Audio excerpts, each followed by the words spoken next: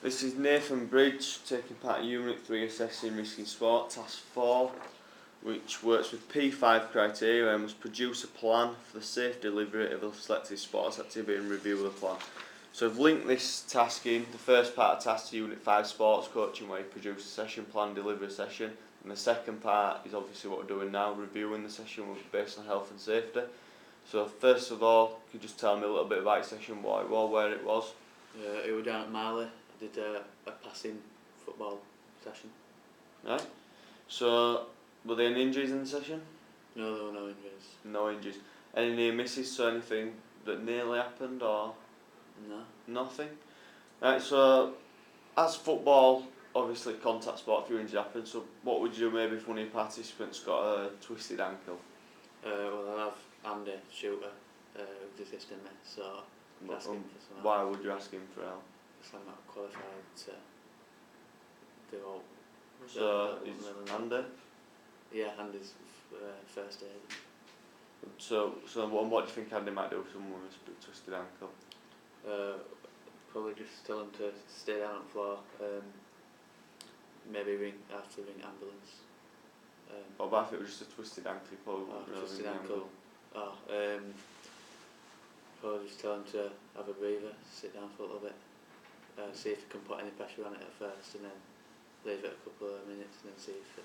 Right, fine. So in terms of your briefing at your starting session, what did you say to participants and how effective do you think that was?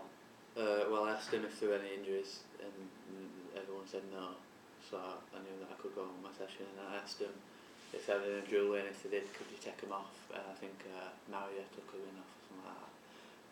And then I asked them all to tie the shoelaces properly, because if something then they trip over. Good.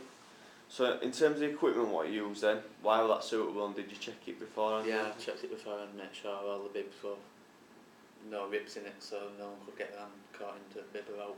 All the footballs were pumped up properly and all. Good. Yeah. So then in terms of when you planned your session, cause it's like you need to plan for like the right ability and things, why do you think it was suitable what you did, your planning for that ability? Well, it was quite a simple little skill to do. I had a little bit of a passing game where you had to just pass it to each other, and then you had to then put a tackling element into it, so they had to go and get the ball off the other team while still passing it.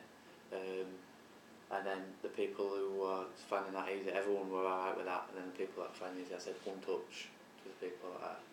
Good. You know that. Right, so now, you've touched on this briefly, it's 5 questions there. Did you have any support from any other agencies or anything? No, I just had Andy to support me. So why was that important? So if anybody got injured, then they'd have the first aid qualifications. Alright, that's fine.